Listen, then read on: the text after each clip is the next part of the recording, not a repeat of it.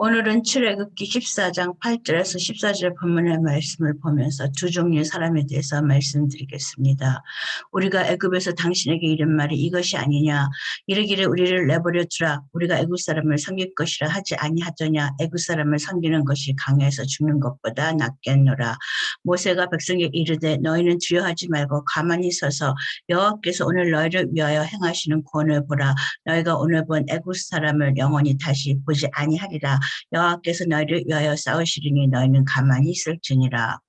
이 말씀은 이스라엘 백성이 애굽에 종되었던 집에서 나와가지고 그 홍해 바닷가 앞에 섰을 적에 애굽의 그 병사들이 자신들을 추적하는 걸 보면서 나오는 반응입니다. 이스라엘 백성의 태도와 애굽의 그 이스라엘 백성을 이끌어 놨던 모세의 태도는 완전히 다릅니다. 똑같은 상황인데 왜 이스라엘 백성은 이런 식으로 행동을 하게 되었을까? 또 모세는 다른 방향을 보이게 되었을까? 보게 됩니다.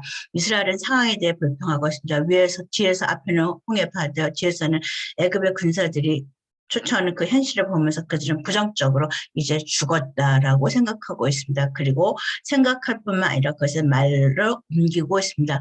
우리의 부정적인 생각은 말로 그냥 자동적으로 나오도록 그렇게 되어져 있는 것입니다.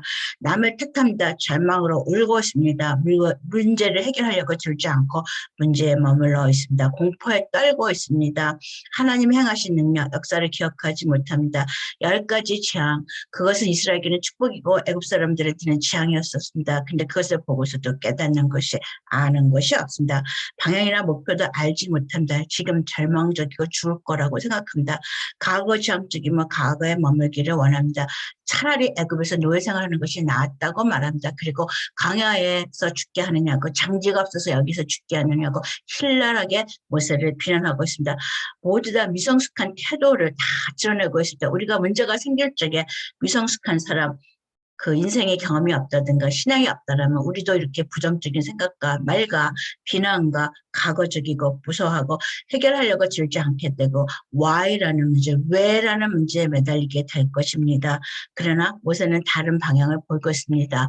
긍정적입니다. 사람들의 비난에도 낙담하지 않습니다. 그렇게 신랄하게 말한다라면 보통은 낙담해야 되고 용기가 없어져야 되고 주눅 들어야 되는데 낙담하지 않습니다. 하나님의 능력을 체험하고 기억했습니다. 10번의 그 재앙, 애굽의 재앙은 이스라엘의 축복으로 보면서 하나님을 체험했었던 것을 기억하고 있습니다. 두려워할 이유가 없습니다. 하나님을 신뢰하기 때문입니다.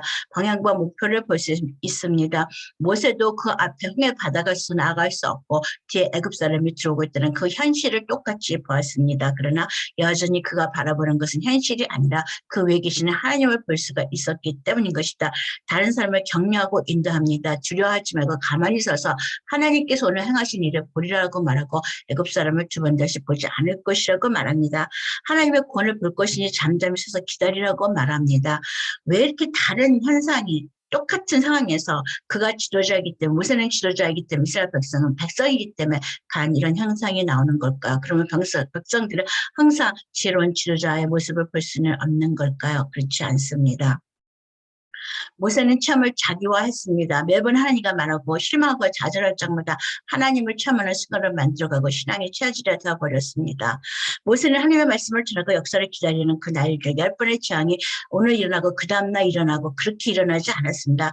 한 가지 기적이 일어났었으면 또 며칠을 기다렸었습니다. 5일을 거리든 7일을 거리든 이렇게 며칠을 기다리면서 그 두 번째, 세 번째 이렇게 기적이 일어날 거라고 하나님이 애굽을 향한 재앙을 말하면서 이가 올 거라든가 또는 메뚜기 때가 올 거라든가 그렇게 말했지만 그 다음날 메뚜기 때가 오고 금방 이가 오고 이렇게 하지 않았다는 것입니다. 며칠이나 기다려 난 다음에 며칠 후에 그 일이 일어났었습니다. 그러면 그 2일이나 3일이나 7일이나 10일 동안 모세는 무엇을 했을까요?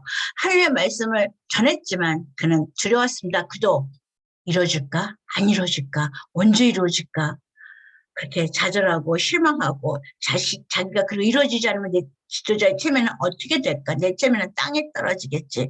동양인에게 있어서 가장 무서운 일은, 수치스러운 일은 체면을 깎이는 것입니다. 옛날 사람들은 그 체면이 깎이기 때문에 자살을 하게 되는 것입니다. 지금의 사람들은 상하고 때문에 자살하지만 옛날 사람들은 명분이 없어지고 명예가 없어질 적에 자살을 감행했었습니다. 그것이 선비의 지조라고 생각했었던 것입니다. 그것은 선비의 지조 이전에 동양 문화권 안에서 그 공동체 생활 속에서 얼굴이 깎인다는 것이 어떤 의미인지를 압니다. 지금도 남자들은 체면이 깎이는 것을 되게 두려워합니다. 할 수만 있다면 자기 체면을 살리면서 살아가고 싶어 하는데 그 자신의 체면, 지도자의 체면이 다 깎아져 내릴 것을 생각하면서 그의 자존심이 깡그리 무너져 내리기 시작했었고 자신이 아무것도 아니라는 것을 배워야 했고 하나님을 의존하고 기도에 무릎을 꿇는 것을 배우고 하나님의 능력과 분성을 더욱더 체험하게 되고 알아가게 되고 그의 신앙이 더 깊어져가는 체질화되어가는 시간이 되었습니다.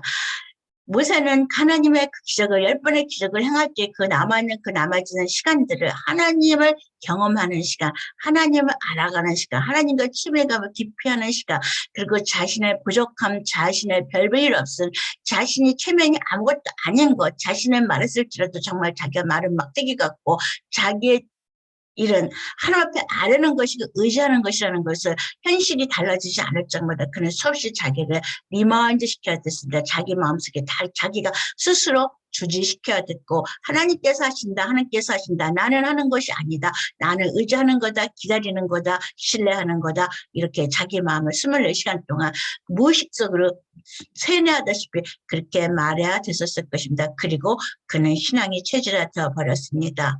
하나님과 친밀감이 발달적하고 하나님을 자세히 알아갈수록 하나님의 본성이 보이게 되고 우리는 하나님의 모습을 닮아져 가게 됩니다.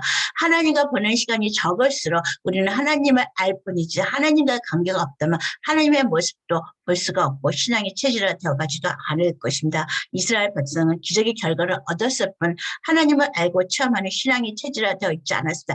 그들은 10번의 기적을 보면서 그냥 숟가락을 얻어서 밥을 얻어먹고 기적을 체험하고 즐거웠을 뿐인 것입니다.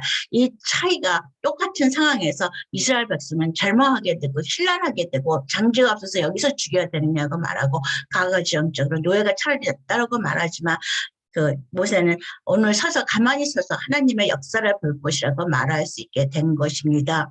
10개의 기적을 행운으로 알고 받아들이기만 했었습니다. 모세는 신앙을 획득했었지만 이스라엘 백성은 그냥 앉아있다가 받아먹은 것만 했습니다. 애굽에서 나올 때 이스라엘 백성은 담대히 나왔습니다. 그들의 마음은 자랑과 자만과 기쁨과 들뜬 마음, 으쓱하거나 우쭐거리는 마음의 태도가 배어 있었습니다. 40년 종살에서 풀려나는 자유와 기쁨 외에 우쭐거림이 함께 섞여 있었다는 것이다. 정제되지 않는 신앙의 태도를 볼 수가 있습니다. 하나님께서 내 기도를 응답해 주셨으면 내 문제가 해결되어서 기쁜 것이 아니라 하나님이 내 문제를 들으셨다는 그 친밀감 때문에 더욱더 감사하게 되는 것인데 문제가 해결된 것만을 보았다라는 것입니다. 모세는 출애굽을 바라보면서 그 10번의 기적을 들고 나오는 거 보면서 기쁨과 우쭐거리는 그런 거 외에 두렵고 떨림과 감사, 겸허로 말할 수 없이 받아들였던 것입니다. 신앙의 체질하는 차이는 여기서부터 이루어지는 것입니다. 문제가 해결돼서 기도가 응답됐을 적에 어떤 사람은 암에 걸렸습니다. 이 사람은 자기 기도를 해서 문제가 해결됐습니다. 그 기념으로 정말로 비싼 렉서스나 벤츠를 타고 와서 교회에서 자랑하는 사람이 있었었고 똑같은 암 문제로서 기도를 해서 그것이 나았을 적에 감사해서 하나님 앞에 헌금을 드리고 더욱더 겸손한 신앙의 생활을 하는 사람이 있습니다. 어떤 사람이 그 신앙이 체질화되어 있는지는 우리도 알게 되는 것입니다. 담대한 마음으로 기쁜 마음으로 들뜬 마음으로 나오는 그 신앙과 두렵고 떨림과 감사함으로 겸으로서 받아들이는 마음속에는 신앙이 체질화가 되어져 가는지 안 되어져 가는지를 우리가 볼 수 있는 것입니다. 모세의 신앙과 그 출애굽기에 나오는 그 이스라엘 백성의 신앙을 볼 것 같지만 우리는 우리의 신앙이 어떻게 되어져 가야 되는지를 알게 될 것입니다. 그 10번의 기적 속에서 그 7일씩이나 기다리는 그 순간들마다 모세가 겪었던 좌절과 좌절과 실망과 두려움과 떨림과 자신의 무력함, 바닥을 치는 경험이 그로 하여금 하나님을 더욱더 깊이 알아가게 만들었던 것입니다. 우리의 신체는 더욱더 나이가 들어가면서 노쇠해 갑니다. 뼈가 점점 더 그 석줄화되고 단단해지기 시작합니다. 그래서 노년이 되었을 적에 넘어지게 되면 그 넘어지는 걸로 인해서 골절이라든가 관절이 부서지게 되고 삶의 그 움직이는 행동 반경이 줄어들게 되면서 삶의 종류가 질이 떨어지게 되고 나중에는 그것을 죽음으로 이뤄가는 과정이 되어집니다. 그래서 노인들에게 있어서 넘어지지 않는 것이 굉장히 중요한 문제입니다.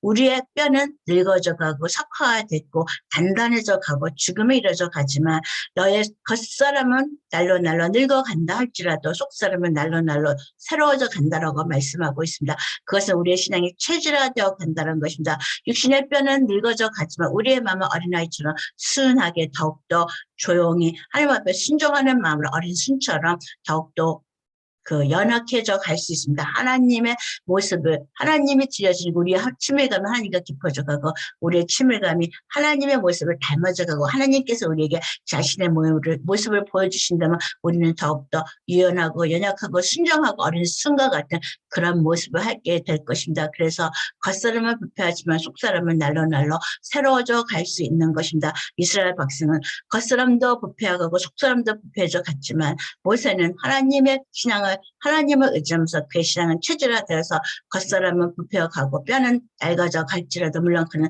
죽을 때까지 강건했습니다만 그리고 속사람은 더욱더 순한 양처럼 어린 순처럼 더욱더 하나님을 의지하고 순종하는 사람이 되었던 것이다. 두 종류의 사람은 하나님의 신앙을 우리가 하나님을 안다고 해서 하나님을 제대로 아는 것이 아니라 하나님을 아는 신앙을 체질화했느냐 하지 않았느냐의 차이에 있는 것입니다. 감사합니다.